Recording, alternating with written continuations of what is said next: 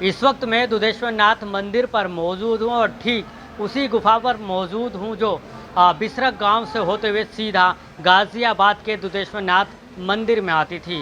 ये गुफा आप देख लीजिए। इसी गुफा से जो है रावण और उनके पिताजी ऋषि विसर्वा यहाँ पर आते थे और भगवान शिव की आराधना करते थे।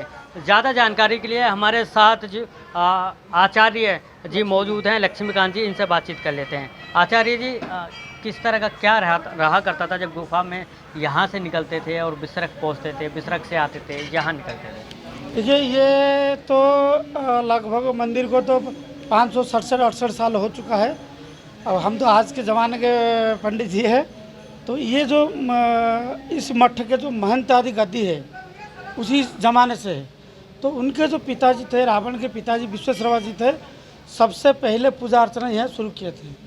और उसी समय से ये मंदिर का नाम ऋषि मंदिर भी कहा जाता है। और दुधेश्वर मंदिर तो है ही है, लेकिन जो पुराना नाम था उनका, ये ऋषि मंदिर के नाम से, ऋषि के द्वारा पूजित था, इसलिए ऋषि मंदिर के नाम से प्रसिद्धि भी थी उस जमाने में।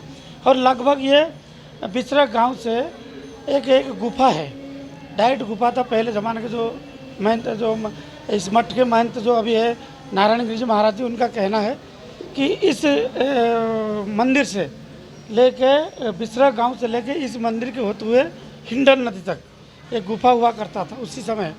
तो उस समय क्या होता था कि जब नहाने के लिए उनका आना पड़ता था, हिंडन नदी में आते थे नहाने के लिए। बिसरक जी हो चाहे रावण हो, ये उनके परिवार के लोग सब वहाँ आके नहा के फिर नहाने के बाद यहाँ आके पूजा अर्चना करते थे।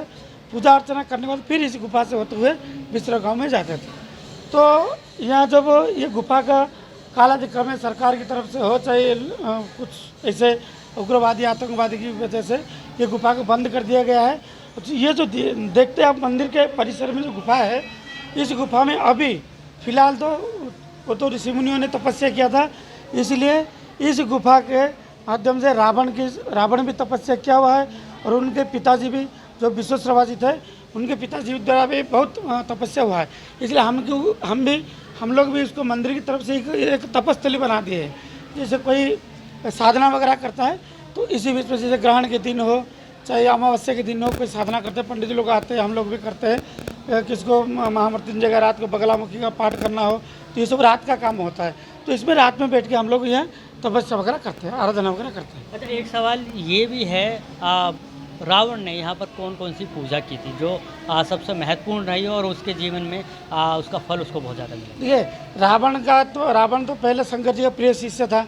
तो रावण ने सबसे अत्यधिक पूजा शंकर जी का ही पूजा किया है। और ये जगह में ऐसे तो हमारे जो मंदिर है दुधेश्वर नाथ मंदिर है, ये स्वयं शिवलिंग है। स्वयं शिवलिंग और स्थापना किया शिवलिंग में ज़मीन आसमान का फर्क हो जाता है। तो स्वयं शिवलिंग होने के कारण जो रावण ने शंकर जी को प्रसन्न करने के लिए कैलाश से लंका में ले जाने के लिए जो तपस्या किया हुआ था, सबसे पहला सिर काट के अपना 10 सिर जो काट के फिर भगवान प्रसन्न हुए थे, तो पहला सिर यहीं कटा हुआ था।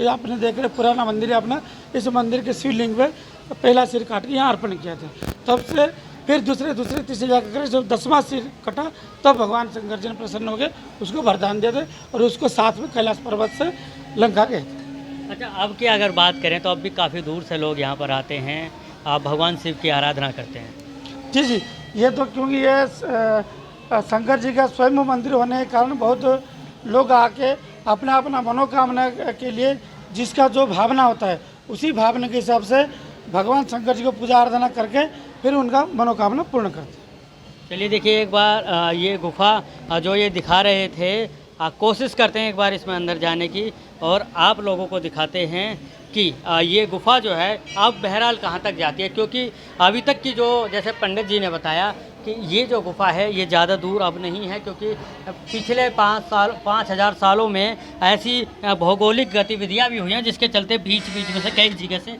ये डैमेज भी हुई है और बाकी जो है सुरक्षा दृष्टि से इसको बंद भी कर दिया गया है। तो ये तमाम चीज़ है। और अब इसके बाद यहाँ पर जैसे कि पंडित जी ने बताया कि इसको एक तप स्थली बना दिया गया है और इसके वजह से यहाँ पर अब जो है जिसको एकांत में यहाँ पूजा करनी होती है, भगवान शिव की आराधना करनी होती है, वो यहाँ पर करते हैं। गाजियाबाद के दुधेश्वर नाथ मंदिर से मैं जितेंद्र गौतम, न्यूज़ 1 इंडिया।